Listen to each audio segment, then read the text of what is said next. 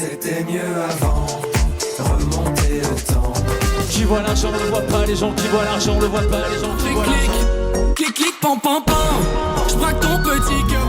Ma petite étoile qui s'illumine, ma petite étoile.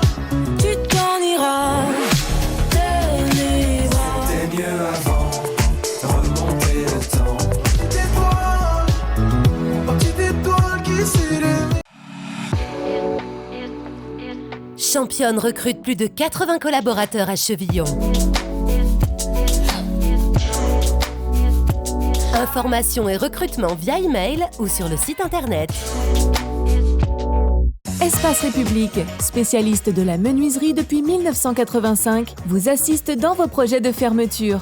En aluminium, en PVC ou en bois, Espace République vous accompagne dans vos projets de fenêtres, volets, portes, stores, mais aussi marquises.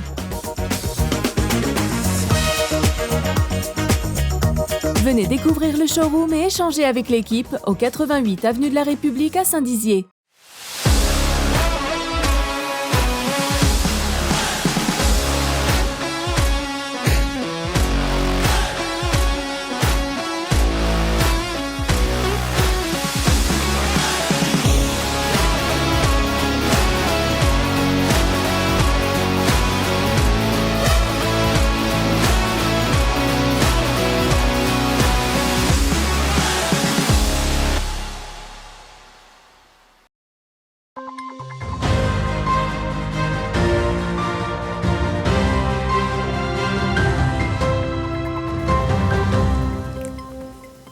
Bonsoir à toutes et à tous, bienvenue dans votre 15 minutes info de ce samedi 17 juin, voici les titres.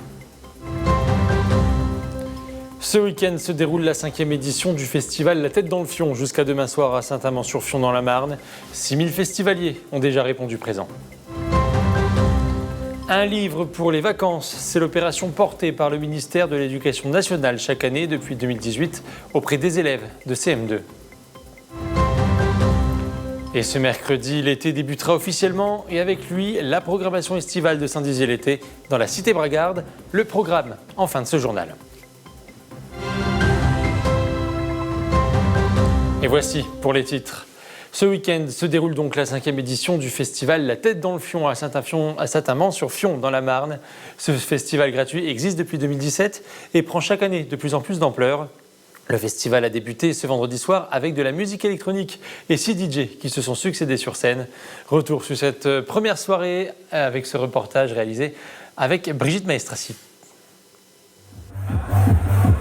Le Tap-to Crew se produit pour la première fois sur la scène de La Tête dans le Fion à Saint-Amand-sur-Fion et ont enflammé les milliers de festivaliers déjà présents.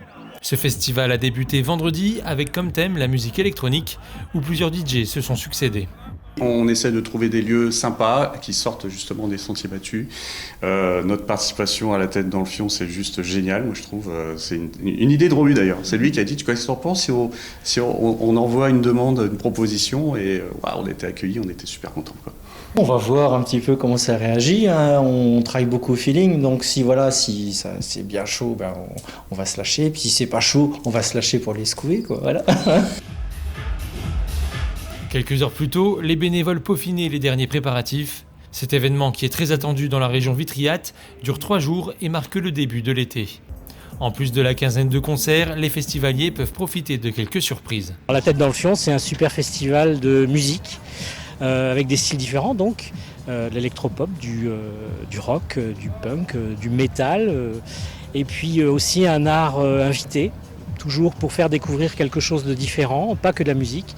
Et cette année, c'est la déambulation artistique, alors avec des artistes qui vont venir en intermède entre chaque concert pour émerveiller le public avec des bulles de savon géantes, avec des échassiers lumineux, avec des batteurs avec des habits habillés de LED lumineux. Voilà, ça va être des choses très très belles. L'organisation espère atteindre cette année les 13 000 festivaliers sur le week-end et la barre des 6 000 personnes a déjà été atteinte dès la première soirée. Le festival, entièrement gratuit, fermera ses portes à 21h30 ce dimanche avec le concert de Vincent B. Un livre pour les vacances, c'est l'opération portée par le ministère de l'Éducation nationale chaque année depuis 2018 auprès des élèves de CM2. Un livre leur est offert afin de développer chez eux l'envie et le plaisir de lire pendant la longue pause estivale. Dans le département de la Marne, les CM2 de l'école des Trois-Rivières d'Els-le-Morue se sont vus remettre leur ouvrage par le recteur de l'Académie de Reims. Un reportage de Thiago Kergovic et Clémentine Coppola. Ces élèves de CM2 viennent tout juste de recevoir l'Odyssée d'Homère de Muriel Sac, un livre choisi par le ministère de l'Éducation nationale dans le cadre de l'opération Un livre pour les vacances. Aujourd'hui, nous distribuons dans toutes les écoles de France en CM2 un ouvrage qui va accompagner nos élèves durant l'été et qu'ils pourront reprendre à leur rentrée en 6e. Alors cette année, c'est un ouvrage attribué à Homère, donc l'Odyssée, qui a été magnifiquement illustré par Catel. Et donc c'était l'occasion pour moi de rencontrer les élèves dans une école où on fait beaucoup pour la lecture, où on est très investi dans ce lien école-collège également. Et je voulais, par ma présence aussi, mettre en avant le travail de ces équipes qui est vraiment formidable. Ils sont 9 professeurs à travailler dans cette école en réseau d'éducation prioritaire. Tous constatent un niveau de lecture très hétérogène parmi les élèves. Un phénomène qui s'explique par un goût de la lecture différent selon les foyers. L'établissement essaye donc de donner aux enfants l'envie de lire.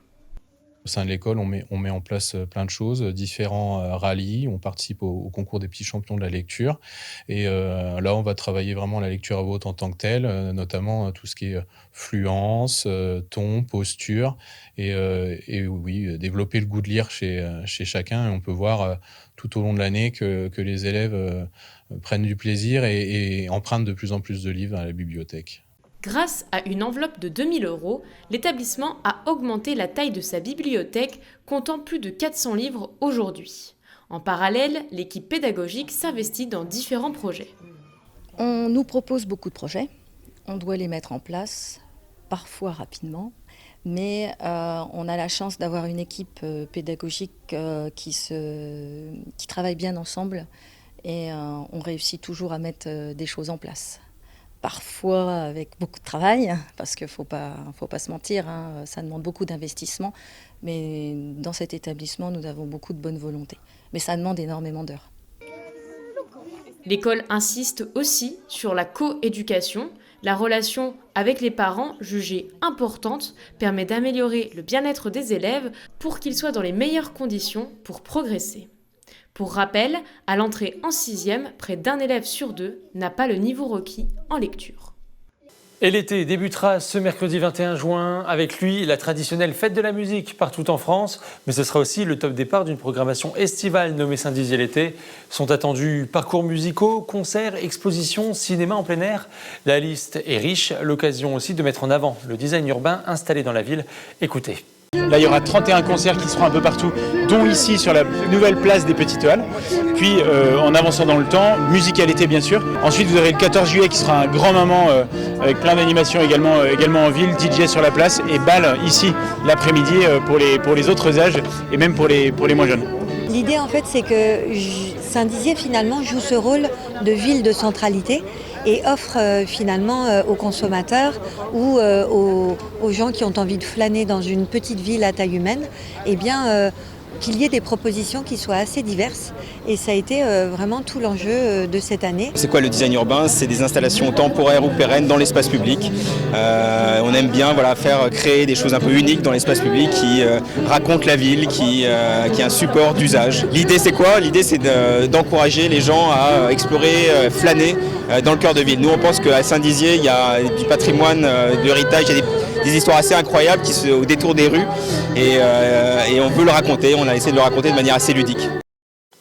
Et cette année, la terrasse géante l'Aristide sera de retour pour une 3e fois sur la place Aristide-Briand, avec toutefois des nouveautés, comme nous l'explique Ilona Pietchok, directrice des affaires culturelles de l'agglomération. On renouvelle cette année l'Aristide, c'est la terrasse géante de Saint-Dizier, plus de 1000 places, des food trucks, une immense terrasse, des concerts. À la fois des concerts de rock, de pop, de folk, du hip-hop, et puis de la musique un peu festive, de la musique latine. On a un groupe brésilien qui vient, donc ça va être les vendredis soirs, samedi soir, 28-29 juillet. Et cette année, la nouveauté, l'Aristide, on continue le dimanche après-midi à partir de 15h. Un rendez-vous à pas manquer. On accueille un artiste complètement loufoque qui s'appelle Spoutnik et qui propose donc au public à partir de 15h un DJ set un peu burlesque, un karaoké de musique ringard, un cours de fitness décalé pour l'apéro. Donc vous allez pouvoir vous amuser aussi tout le dimanche 30 juillet après-midi sur la place Aristide Briand. Et c'est la fin de cette édition. Merci à vous de l'avoir suivi. Dans un instant, les prévisions météo de demain. Prochain point sur l'information, ce sera lundi à 19h dans votre 15 minutes info. Très belle soirée à tous. Toute l'actualité en continu à retrouver sur notre site internet et notre application mobile. Retrouvez-nous sur le canal 373 de la TV d'Orange et sur le canal 953 des offres Freebox.